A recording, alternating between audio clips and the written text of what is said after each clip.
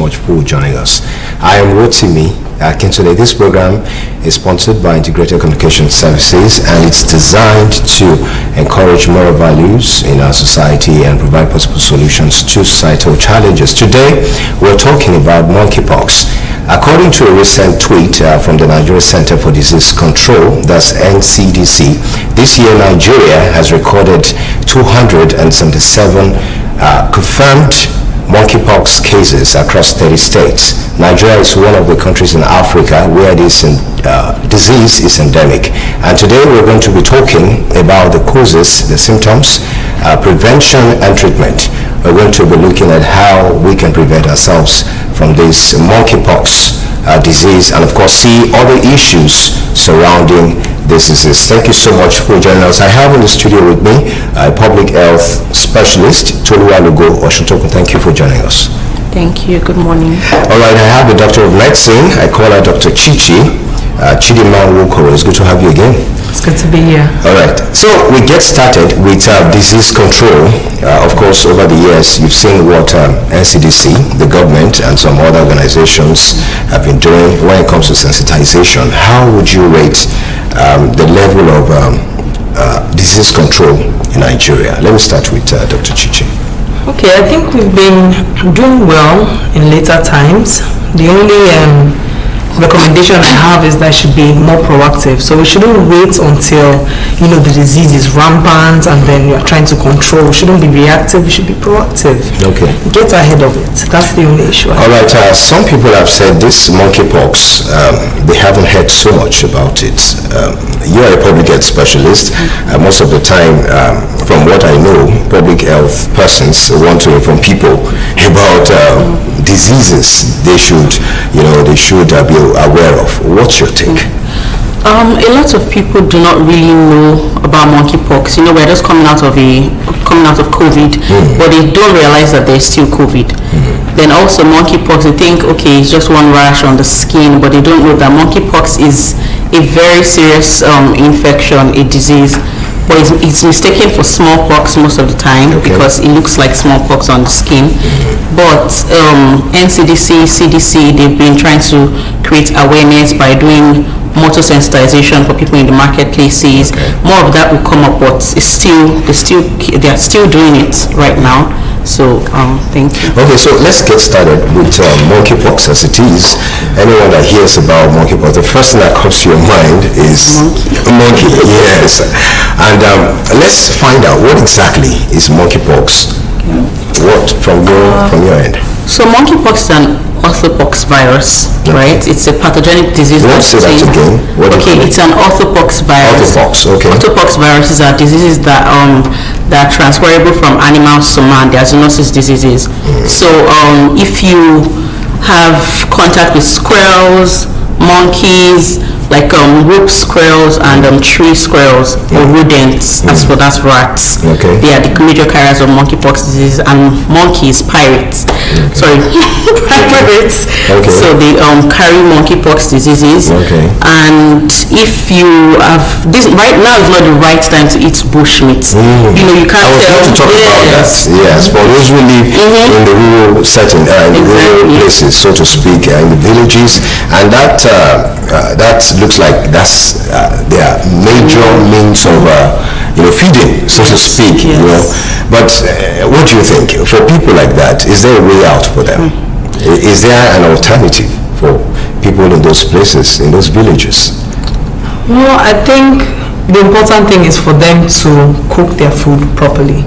Monkeypox is more rampant in tropical regions, near rainforests, in rural areas and all that.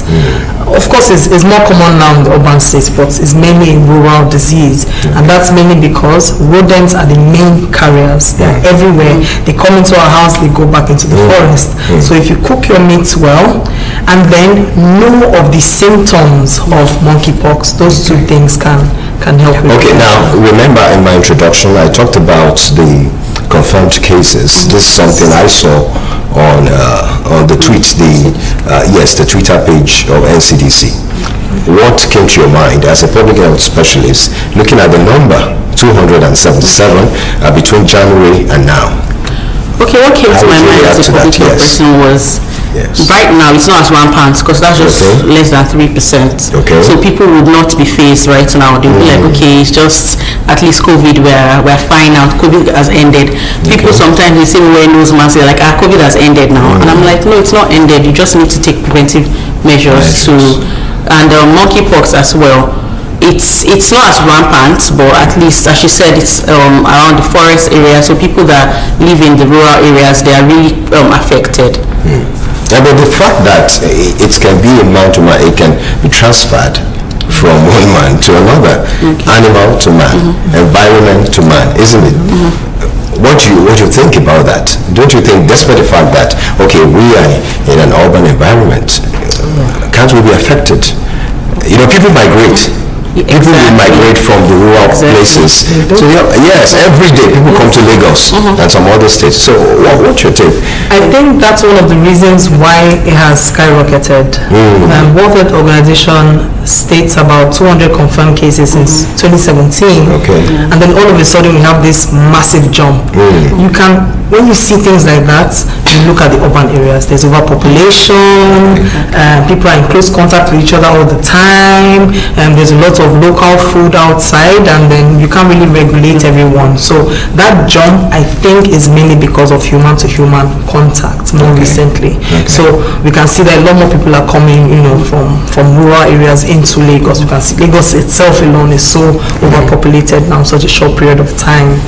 So yeah, I think we need to look at ways that we can prevent human-human contact, human-human transmission, in order to prevent this from becoming another COVID. Okay, but yes, another COVID, because I was going to come to that. But let's look at monkeypox.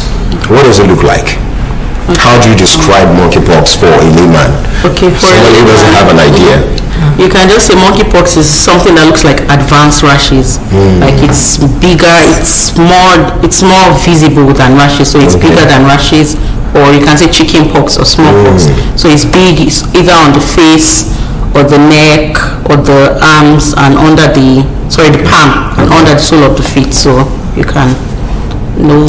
All right. Now that you understand what our transportation system is. Yes, the public buses and all of that. What do you think? Do you think this can, in a way, contribute to increased cases of smallpox? Especially talking about sweat. Can it be transmitted by sweat? Yes, it can. Okay, let's really talk about how it can be transmitted, man to man. Okay, so man to man, you have respiratory droplets. It can be transmitted from that. So if you're on the bus, you are in close proximity to each other. The conductor is shouting one thing, your neighbor the next bus stop. So it's transmitted through that. It can be transmitted through sweat, like you said, through mucous secretions, and close skin-to-skin contact. It can even be transmitted from contaminated items. So one person uses a towel, another person uses it. An affected person lies in a bed, another person lies there. They can get affected. You want to watch something? Okay, I was going to say it can be transmitted from blood too. Okay. And also your spoons, using spoons with the same person, using sharp objects and razors can get monkeypox from there as well.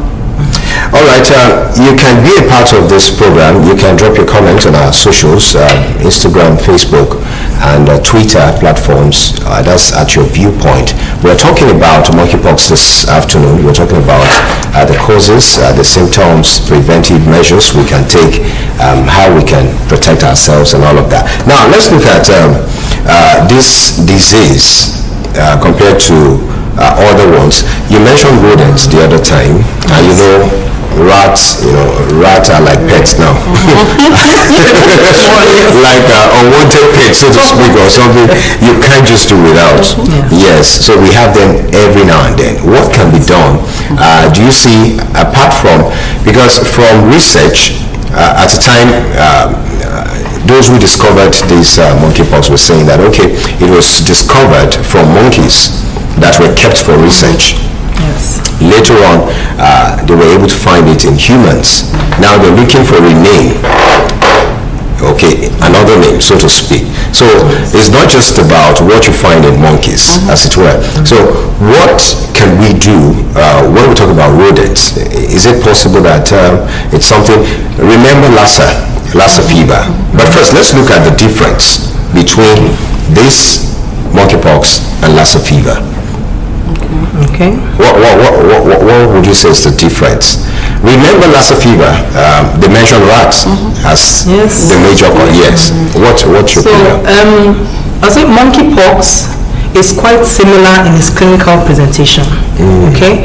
If you are looking at similarities, monkeypox is closer to smallpox, chickenpox. Okay. A person gets Lassa fever. A person gets monkeypox. Yeah. They have fever. They have intense headaches. They have back pain. They have fatigue. But malaria can present like that. Smallpox can present like that. Chickenpox can present like that. Okay. There's one thing that they do have, and it's what we call lymphadenopathy. Okay. They have swelling of the lymph nodes. Lymph nodes are almost like army bases in the body. So you have the defense system, the white blood cells. There are different types, and then there are different points in the body where if an infection is near to that area, more white blood cells are sent there. So because of that, it swells. So you have lymphadenopathy, and it's something that differentiates it from smallpox. Okay, and now for those who do not understand that language, that's technical jargon, so to speak. Yes. What you're talking about is what people see now, the pictures. Of course, some persons must have seen the picture, would have shown you that picture there, where you have something like, you have pus. And it's swelling on different parts of the body. In fact, there was this video, that man, had a lot of it on him. You can imagine. So that's what you're talking about. No, I'm talking about the swellings. They're just different swellings. They come at different points in the body. But then, when the fever comes, about 3 days after the fever, you then start having that. So it starts as flat lesions, almost like flat pimples, then grows a bit, then becomes raised, then you have clear fluid inside, then the fluid becomes yellowish in color, then it starts to dry and crust, and then falls off. That's a lot of levels, so to speak. But the challenge now is that most people will not believe they have monkeypox until it gets to that stage where they have those swelling things on their body. What do you have to say to them? Okay, so I think the important thing is education. We have to take care of ourselves. Okay, so if you understand the way, because it's so similar to so many diseases, if you understand the way that it progresses, you have a better idea when you see it in someone. So if you have those symptoms, those early fatigue, pain, all of that, and you have that swelling, you have swelling in different parts of your body, you'll be like, oh, maybe this could be monkeypox, so let me stay away from people, let me sanitize more, let me wear a face mask, let me, use things for myself, I don't share with the rest of the family. And then after a while, you start seeing those pustules, the way I said it, almost like flat, is growing, water, colored water, and then crust. I don't think you should get to that level before you do something. You don't get to that level. Okay, as a public health specialist, people don't take caution anymore. You were talking about washing, sanitizing, and all of that. People seem to have forgotten that these things are important until COVID-19 came, and everybody got serious about it. That nobody wants to die. We talk about heaven every day. We want to go to paradise. But what's your take about sanitization, or how to prevent it so it doesn't get to that level we're talking about? Okay, that's what she said. Sensitization comes into play, awareness comes into play. You need to make people understand that washing of your hands is really, really vital, because you cannot see the microbes on your palm. So you need to wash your hands. That's at least like 70 to 80% of disease prevention. You need to wash your hands. You need to let people know they have to cook their foods. They have to keep their environment sanitary, so rodents are not rampant in that area, things like that. That's also, the federal government should emphasize that Loma should keep packing dirt, because of late they keep saying, diesel fuel, diesel prices, blah blah blah. Exactly what we talked about on the last episode. We talked about healthcare waste management, and we're able to touch waste management, and we talked about things like that, how it can affect us as a people. All right, but don't forget, the other time she talked about, we mentioned sweat, even if you've washed your hands and all of that. I think there's a need for the government or the transportation people in charge of transportation to do something about it, because some people just raising their arms like this can cause serious disease. You know what I mean? All right, we have to go on this break. We will be back. There's a story about a Nigerian driver. This man is of age, but then we want to find out whether it's about passion or just to survive. Let's see the story about this Nigerian driver. We will be back after that break.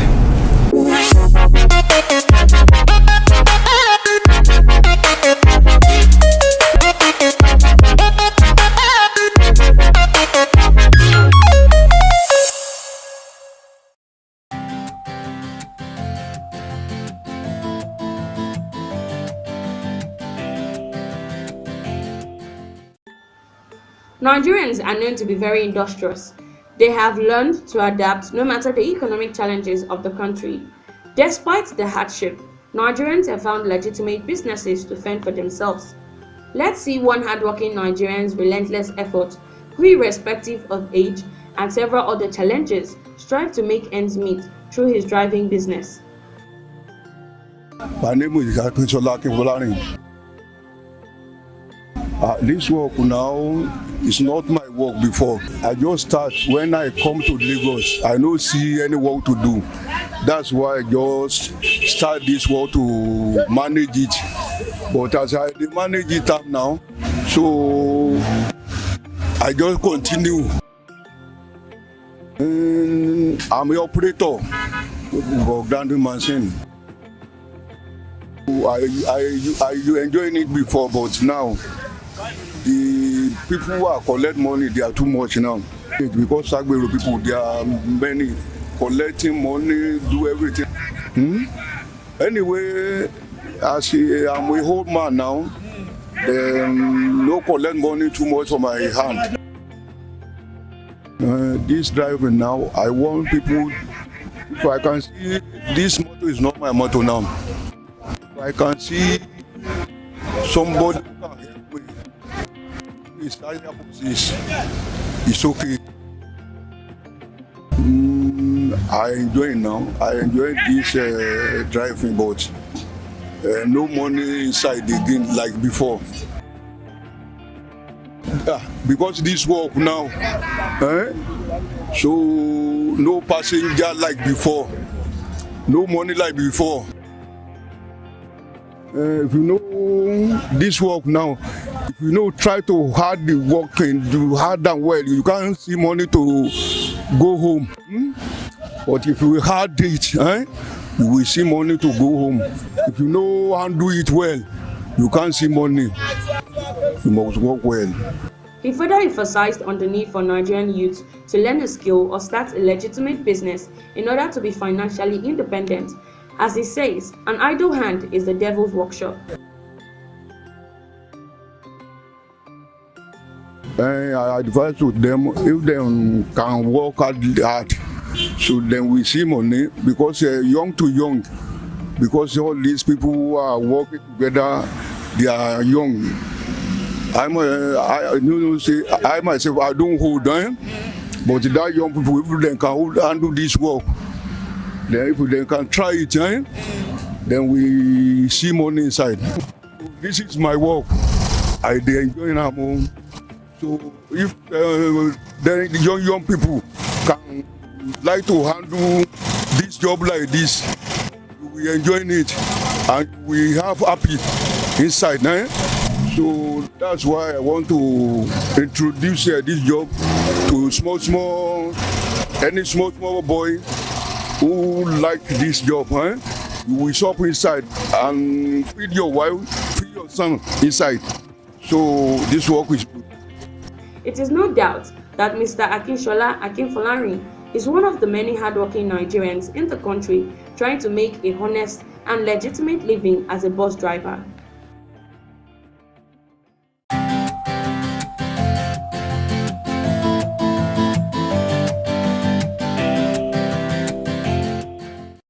Thank you so much for staying there. We're still talking about monkeypox on Your Viewpoint this afternoon. I have Tolu Alogo-Ashutokun, a public health specialist, and of course Dr. Chidima Nwokoro. And we're still talking about issues surrounding monkeypox. We've talked about what you need to know, what you need to observe, the signs. But then we'd like to emphasize there's a need for us to look at the symptoms. Now, most people will think they have malaria, which is what you have talked about. So we need to really differentiate between malaria and monkeypox. So you have headache, you feel tired and all of that. How do you get to know before it gets to that level? Yes, that bad part of it, yes. So it's those few symptoms that I mentioned. A lot of them are still not specific. That's the challenge. Okay. But between within the first 5 days of receiving being infected, you have those headaches, but the headaches are intense. They're quite intense. You can have that with malaria, but not everybody has an intense headache. Yeah. Okay. And then that lymphadenopathy, you just notice that it's just irritating you here. When you touch it, it's like there's a ball. There are different balls here. But you know sometimes when you have flu or cold, you could have something like that. Yes, but it's more. Yes, and in a way, it has a way connects with your eardrum or something. Yes. And you feel that pain. Sometimes you have a sore throat. Yes. So how do you differentiate that? How do you know if it's different? Yes. You just have a lot more of that swelling. Okay. So now if I have a sore throat, if I have a throat infection, I'm going to have lymph nodes around here, around here. If I'm having sinuses or ear infection, I'll have lymph nodes around my ears, around this area. Okay? But when you're having it in multiple places and they are bigger than normal and they're growing at a faster rate than normal, then you're saying, this is not just any regular. Or is it just about that region, the head region? Or that's some other parts of the body? It can be all over your body. You have lymph nodes at different parts, under your armpits as well. Okay. The way you have blood vessels, you have your whole lymphatic system. It looks similar to that. So you have those swellings in many different places. Are there differences when it comes to children, teenagers and adults? On older adults, how it affects them? Yes. Okay. It tends to be worse with children. With children. So it tends to be more severe with them. You know, you have more of the complications where you can have it affecting the throat, where you can have it affecting the eyes, even causing vision loss and all that. That's more likely with children, which is why we have to be very careful, because if you get it and you bring it home, your child is not going to know all these things. He's not going to have the same education that you have with preventive measures, right? So you have to stop it from even getting into the house in the first place. Okay, so it doesn't have fatal consequences. You want to add something, Tolu? Okay, so we need to be careful with our hygiene, especially around children, because their immunity is not that boosted. Children children below 8 years old, you need to be very careful, because they're the ones that can be really affected with the monkeypox virus. Okay, you didn't mention pregnant women. Yes. So what can you say about that? In terms of pregnant women, there are two important things. First of all, when a woman is pregnant, her immune system is a little weaker. Okay. So she's more likely to get infected and is more likely to be more severe than a normal non-pregnant person. That's one. Two, if a pregnant woman is infected, there's what we call the vertical transmission. So she can actually transmit it to the baby while the baby is in the womb. Or she can transmit it to the baby within the first few moments of life, because she's going to breastfeed, she's going to hold her baby, she's going to this thing. Okay, so there's a high risk of the child being infected. All right, let's quickly look at how self-medication in this regard. Okay. Yes, to what extent can it help or make it worse? Self-medication. Okay, so in terms of treatment of monkeypox, yes, because most of the time, it has some similarities with other diseases. So some people just say, I should go to the pharmacist and they will prescribe something and all of that. So where we do not have professionals involved in this case, do you think it can bring about or make it worse if the right drugs are not prescribed or the right diagnosis is not done? So, like I said, there's no one set thing. There's some antiviral medications that can be used, the ones that were previously developed for smallpox. Okay. Smallpox is believed to be eradicated now. Yes. But first of all, immunization, people who are immunized against smallpox, they tend to fare better with monkeypox. But we've stopped immunizing. Countries have stopped over 40 years immunizing against smallpox. Okay, so we have those medication. Aside that, the main focus will be boosting your immune system. So eating well, drinking lots of water, taking your good antioxidants, vitamin C, sources of vitamin C, vitamin E, fruits and vegetables, things like that. Okay, the problem now is that there are opportunists in this world. So there are people that will see, this fear of monkeypox, they will start creating all these elixirs and all this. Some of them might have alcohol. Some you want to put solutions, yes. alcohol on that and that burn, make it worse. Some people will take some things that will affect their kidneys, affect their liver, just for the fear you do more harm. What you have to say? Exactly. Okay, so there's no specific treatment yet, but first of all, when you get to the hospital, they treat you for the body pain, they treat you for your fever, but what we're trying to even ask, maybe the federal government can even bring back the smallpox vaccines or the treatments, because then I think smallpox vaccine treatment was T-pox, where they used that to treat the smallpox, and the similarities are very, very close to monkeypox. So it makes sense because I know in Canada they have T-pox already, right? And other there's also a drug that used for treatment of AIDS patients, because when you have monkeypox, your immune system has dropped. So, and AIDS patients are like the ones that are very, very prone to getting monkeypox because they have low immunity, or breastfeeding mothers, as she said, pregnant mothers, and children below 12 years old. They are they're at very high risk of getting monkeypox. All right, we're still talking about monkeypox this afternoon. You can send a message to the numbers showing on your screen. Let's see what questions you have for us so that we can talk about it. And there's this virus we talked about during that break. We went on that with Marburg virus, which is quite similar. Now, we've been able to conquer Ebola and Lassa fever, and sometimes this Lassa fever, you get the announcement that in some states it's coming up again. Why is that? You're a public health specialist. Why is that? Why does it happen? As we said, the major carriers are rats, rodents, and Nigeria is not said to be. You can visibly see it. Nigeria is a dirty country. Nigeria is very flawed, not reinforced.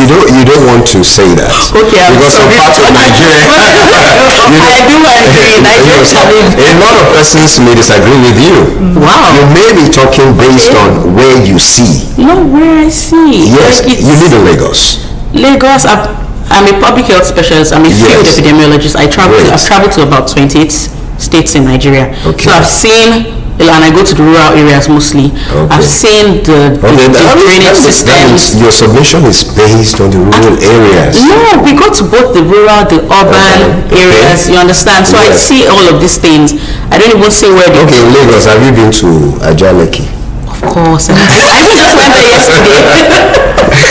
Okay, but most people will disagree with you that Nigeria is not a dirty country, or that Nigeria is a dirty country, so to speak.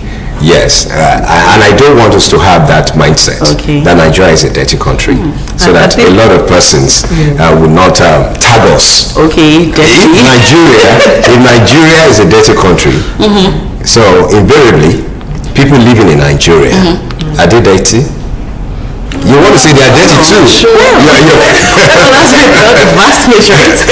Okay, so you were talking about rodents. So does it mean if we cannot get rid of rats, we can never get rid of Lassa fever? I think so, because rats are everywhere in our houses, in the drainage systems, in the bins. So it will take a lot to completely get rid of it. But we can get there. All right. The other time I was talking about the Marburg virus now that has some similarities with Ebola. What's your take on that? So this Marburg virus, a lot of people don't know about it yet. It's just coming in our Yes, in space. fact, the report has it that Marburg virus is in some West African countries, very close to Nigeria. Yes. But as it is now, we do not have any report about Marburg virus in Nigeria. So how do we prevent that kind of virus from getting into the country? I think it's similar. And you know how deadly it was the other time? Ebola, yes. And say the number of lives it claimed at that time. Yeah. So how can we prevent such? Similar to what we did during Ebola, and we did a great job at that time. Yeah. So there are some confirmed cases in Ghana, like we were previously discussing. Two cases at the last time I spoke.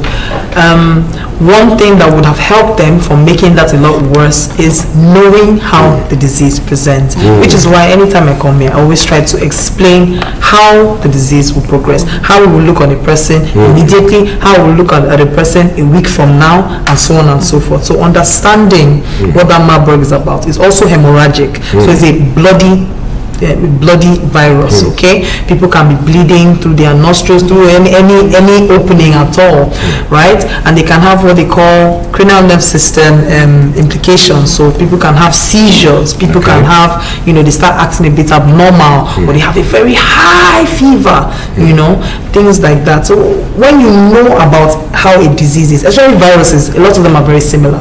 So once you know how they present, you can now categorize them and now carry out the necessary protocols on time. All right, as a public health specialist, how would you rate the performance of NCDC in Nigeria, talking about disease control? Okay, NCDC is doing a really great job. Okay. Because as soon as they hear about any case, they put out the information, they sensitize people, they go to the marketplaces, to rural places that a lot of people do not even know exist. They go there to try to sensitize people. So I think NCDC is doing a very, very great job. You want to agree with that, Doctor? Yes, I agree. They have a good spread. They even send text messages. You remember during COVID, they will, remind you about this and this and this. They will tell you the areas where it's most prevalent. They will tell you preventive measures, reminders, things like that. That's really amazing because Nigeria is a very populated place. When you have population, disease control becomes a lot harder. So kudos to them, actually. All right, okay. We will go on a break shortly, but before then, there's a need for us to talk about misconceptions of monkeypox, but then you've been able to talk about monkeypox and some other diseases, the similarities as it were. But then let's look at the belief system of people. COVID-19 was a kind of disease that held everybody at the jugular, so to speak. And people did what they were supposed to do, so to speak. But this time around, the fact that some people believe that this has not gone haywire, so to speak, it has not really gone wild. What do you think the minds of Nigerians will look like talking about this monkeypox? In fact, as we speak now, by the time we show you the Vox Pop, people on the street talked about their opinions about this monkeypox, if they've heard it before and all of that, and what should be done. So my question is, belief system, to what extent can it affect disease control, especially something like this monkeypox? Yes. Religion is a very, very powerful agent when it comes to healthcare. I know how many people that will tell, look, you have diabetes, look, your BP, you have hypertension. I have confirmed it with tests, I have confirmed it by checking you repeatedly, and they will say, no, God forbid, God has said no, says no. I went to my pastor, he said, no, it's just malaria. And they will go, and they will come back when there is a complication with their kidney or their liver or whatnot. So, in addition to sensitizing the people, we also have to sensitize the leaders, the religious leaders, right? Some of them are doing a great job, but some of them are being very irresponsible. Okay? A lot of people, by the time, if they say, the world is flat now, there are some congregations that they will just take it up. So why can't they educate themselves on monkeypox and the risk factors, and tell their congregation, look, there's a time where COVID was the way monkeypox was, where it was only 200 cases, where it was only this. If we don't stop it now, it will become another series of lockdowns. Pandemic. Let's not let it get there. That's all. 1 minute in one service, and you've affected so many people, right? So it's about getting them to be more responsible with educating and saving the lives of their people, because it can actually save lives. All right, let's look at the cultural preferences, cultural affiliations people have about all of these things, apart from religion. We have the cultural part of it. You have been to different states, so to speak, as a result of what you do. What is your take? When you meet people, patients, so to speak, how do they react with, by the time you try to inform them, sensitize them about all of these diseases? Okay, so there's some people that take it well, especially mothers. They take it very, very personal. But there's some mothers that, they say the head of the household will not allow them, let their children accept some vaccines or go for treatment for certain things. So that fear of the head of the household does not allow some women make their children get vaccinated. But okay, monkeypox, one person can infect like 6 to 9 people at a time. So it's very fast. So people need to take preventive measures. All right, this question I have for you is about monkeypox and death. As it is, do you see monkeypox leading to death? Well, as of now, the fatality rate worldwide is about 0 to 11%. That means 0 to 11% of people that get the disease will die. Okay. In Nigeria, West African countries about 3 to 6%. Nigeria is about 3%, which is considerably low. But if we look at COVID now. Look at how rapidly the infection just progressed. It just takes that one moment, that one person that goes to that one overpopulated place at the wrong time, or goes to one big festival at the wrong time, and boom. What do you have to say to people who have monkeys as pets right now? What do you have to say to them? Okay, maybe we should hold that thought and go on this break to see what we have in the world of sport about the Commonwealth Games, the performance of the male athletes. And of course, right after that, we will see what people had to say about this discussion on the street. We'll be back. Please go nowhere.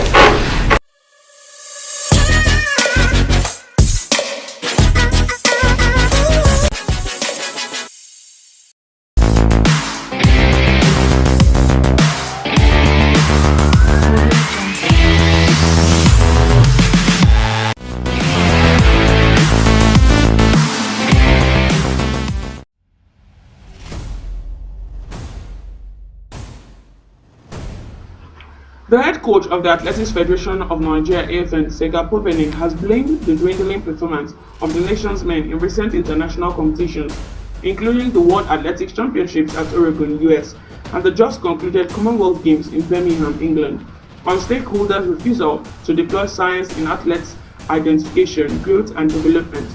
Team Nigeria made big headlines at Oregon through the efforts of world record breaker hurdler Tobi Amusa and long jumper Ese Brume, who won gold and silver respectively on the last day of the competition after all the male athletes had fizzled out. And at the Birmingham 2022 Commonwealth Games, which ended on August 8, Nigeria recorded her best performance ever, winning 12 gold, 9 silver and 14 bronze medals. Women won all gold medals.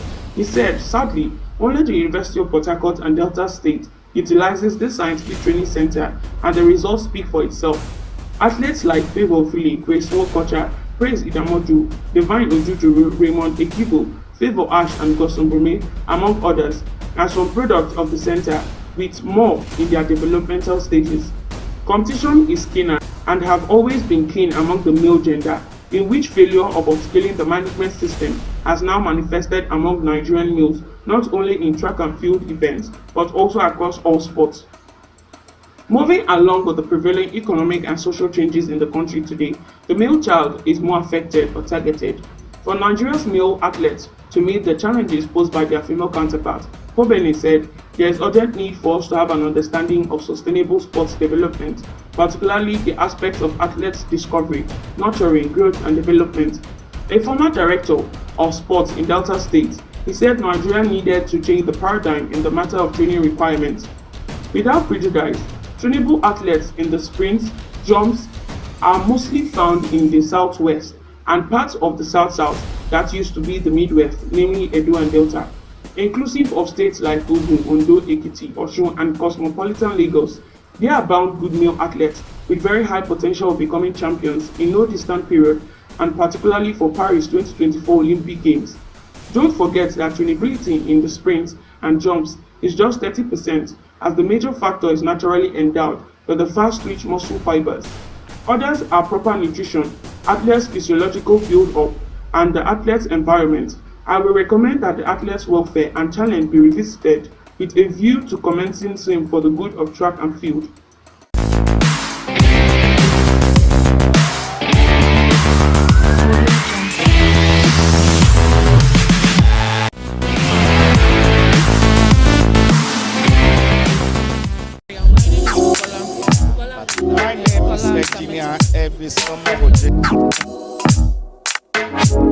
Well, I just said about it. Actually, I do not know much about it, but I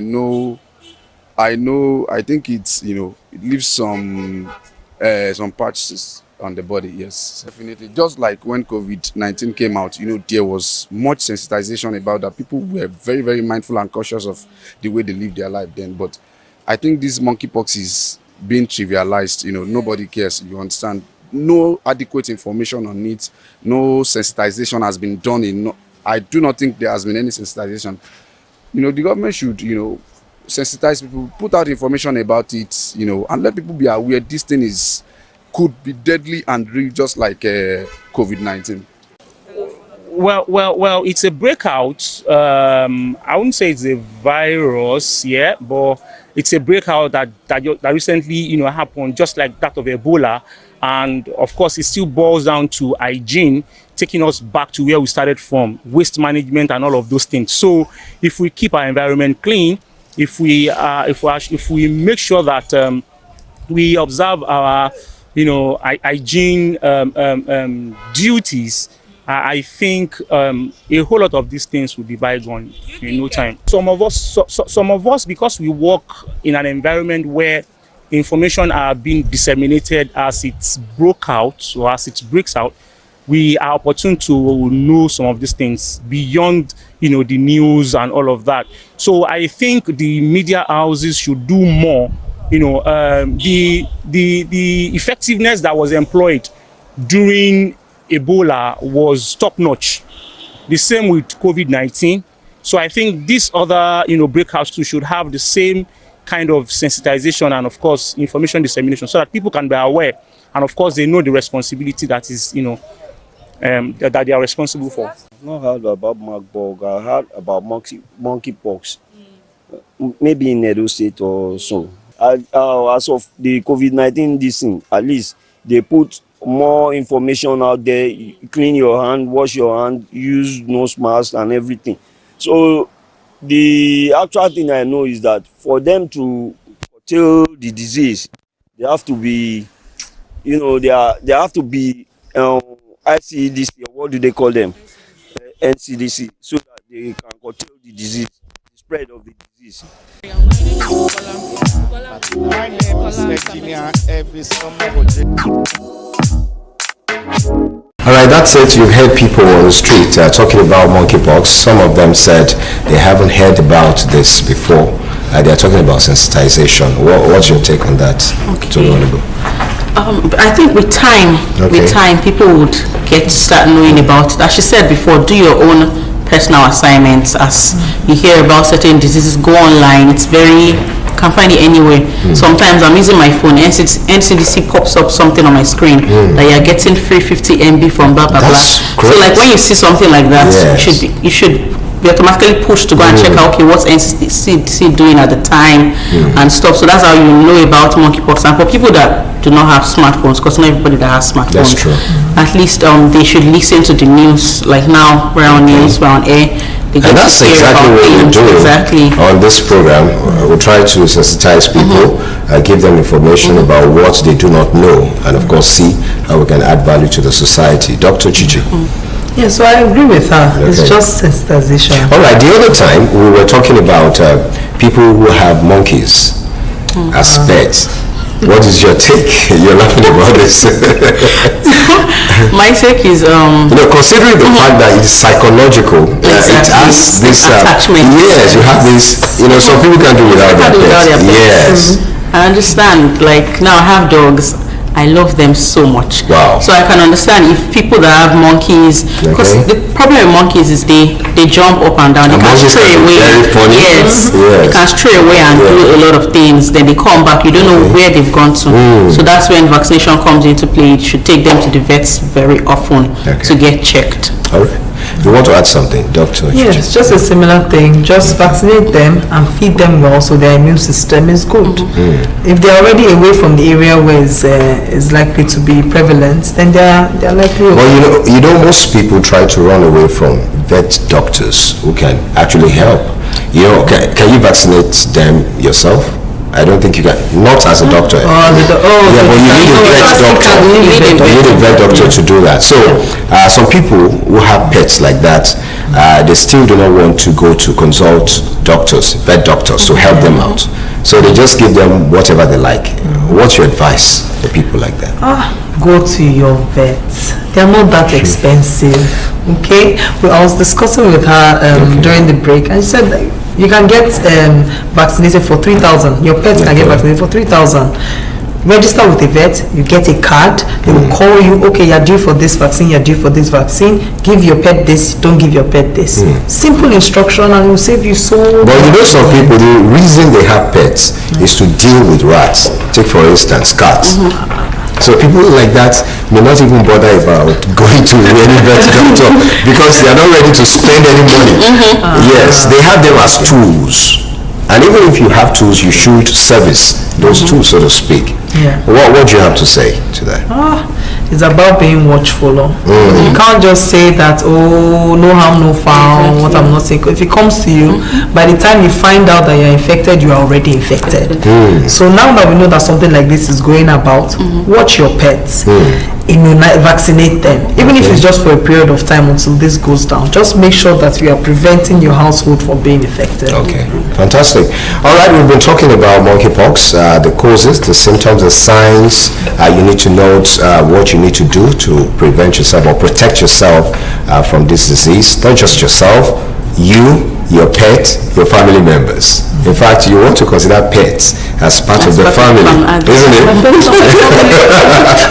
Okay, that's interesting. So before we go, what's your parting shot? What do you have to say to the NCDC, the government, and of course other organizations that are trying to help to see that things like this don't get worse?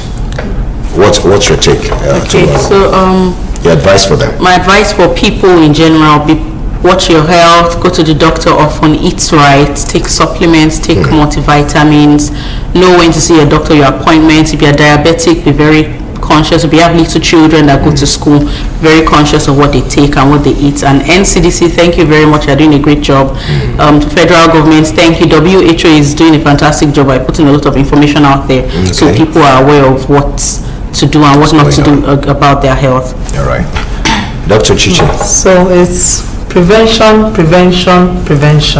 Okay? Know the things that are going on, the diseases that are prevalent at each moment in time. Get checked, like she said. Eat right. Exercise. And just be vigilant. If you do all those things, you'll be fine most of the time. All right, this is where we have to draw the curtains. I want to appreciate my guests for coming on the show. Thank you so much for coming. Thank you very much. All right, I've been speaking with Toluwalugo Oshotokun, a public health specialist, and Chidinma Nwokoro, popularly called Dr. Chichi. We've been talking about monkeypox. I want you to join us next week, same time, same station. We'll be doing this again when we bring you more interesting issues on the table. Thank you so much for being there. This is your viewpoint, and it will be back again next week. I am Rotimi Akintoday. Do have a wonderful time.